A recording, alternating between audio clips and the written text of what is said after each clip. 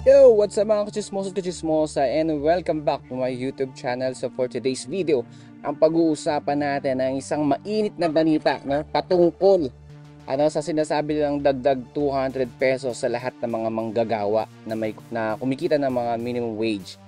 So yan ang ating pag-uusapan ngayon. So by the way, sa mga nagtataka, no, ito yung ating background. Yan, of course, nakabakasyon tayo ngayon dito sa province. So habang nakabakasyon tayo, syempre pag-uusapan pa rin natin ito at patuloy ko kayong i-update sa mga chismis at balita dito sa ating YouTube channel. So without further ado, intro mo tayo. Let's go! Mas mataas ito sa naunang inaprubahan ng Senado na 100 peso legislated wage hike. The chair declares House Bill number 11376. Matagal nang ipinaglalaban ng Gabriela Women's Party kasama ang iba't ibang unyon at organisasyon. Ang botong yes ay salbabida para sa manggagawang nalulunod sa taas ng presyo ng bilihin, petrolyo, tubig, presyo ng kuryente. Ang panukalang batas na ito ay tinatawag na House Bill, no, 11376. At layo nito magdagdag ng 200 pesos sa arawang sahod ng mga minimum wage earners sa buong bansa. So meaning, pati mga nasa province is madadagdagan ito, at even yung mga nasa Metro Manila.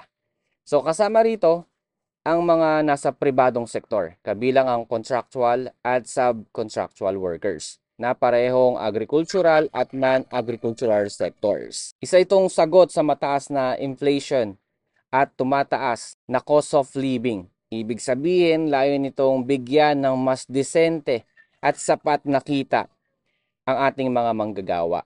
So dito mga kaibigan, mga kachismosa, meron lang tayo dito napansin na parang hindi rin naisip ng mga nagpatupad ng batas ito, yung mga nagsusulong, no, ng batas na ito. Sino ang nasa likod ng panukalang ito? Ang pangunahing nagsulong ng bill na ito ay si Representative Raymond Democrito Mendoza ng TUCP Party List.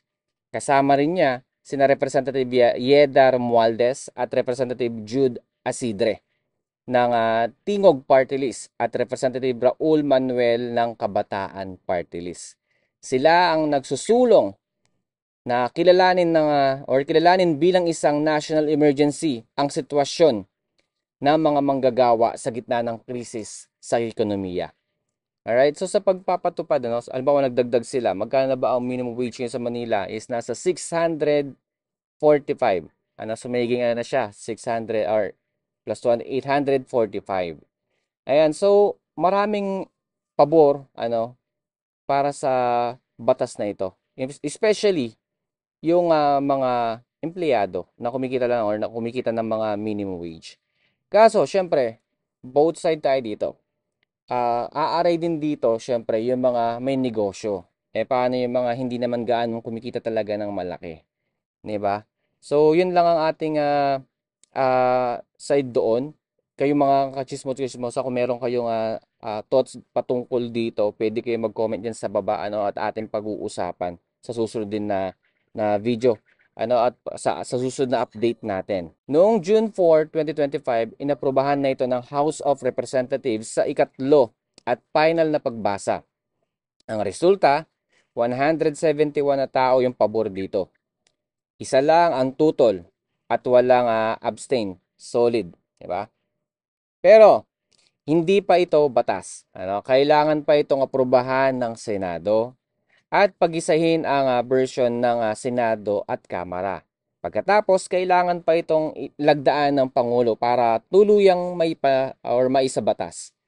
So marami pa siyang pagdadaan, pero maraming ang nagsusulong at medyo mataas yung percentage ng sang-ayon sa batas na ito.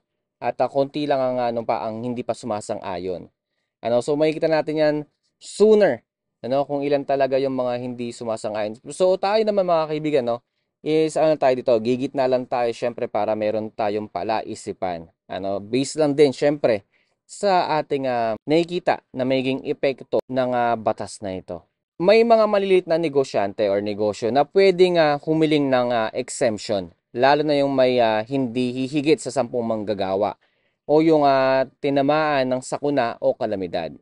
At kung sakaling hindi sumunod ang kumpanya, pwede silang pagmultahin ng 100,000 hanggang 500,000 pesos o makukulong ng 2 hanggang 4 na taon. So, hindi biro ito mga kaibigan.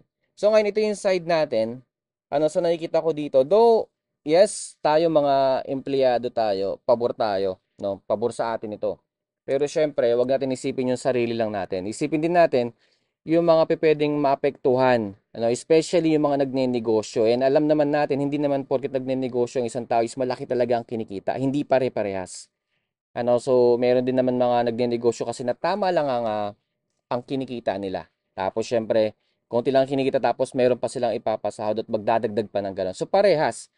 So magdadagdag ng sahod sa empleyado and bababawasan naman ng kita para sa mga nagnenegosyo.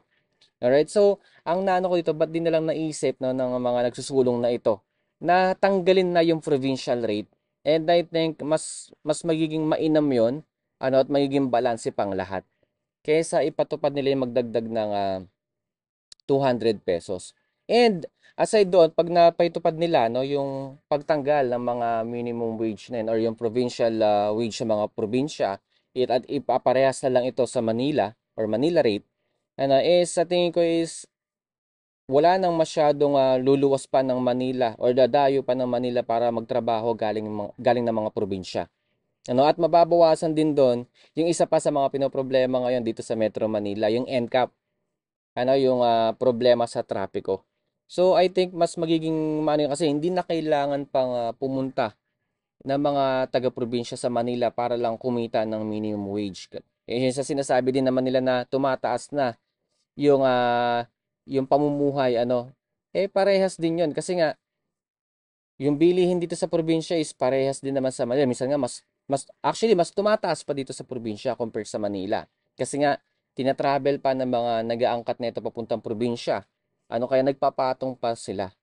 I think ba't di nila gawan ng paraan yung gano'n lang kaysa magdagdag ng 200 pesos. At maraming tao, mga negosyante naman nang-aaray patungkol dito sa sinasabi nilang dagdag sahod.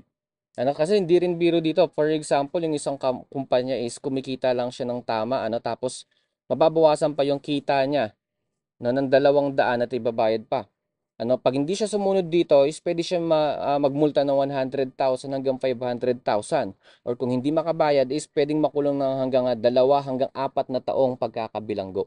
So, hindi to biro mga kaibigan. So, kailangan, sana mapansin to ng ating mga mambabatas or yung mga nagsusulong na ito. Dapat naging balanse.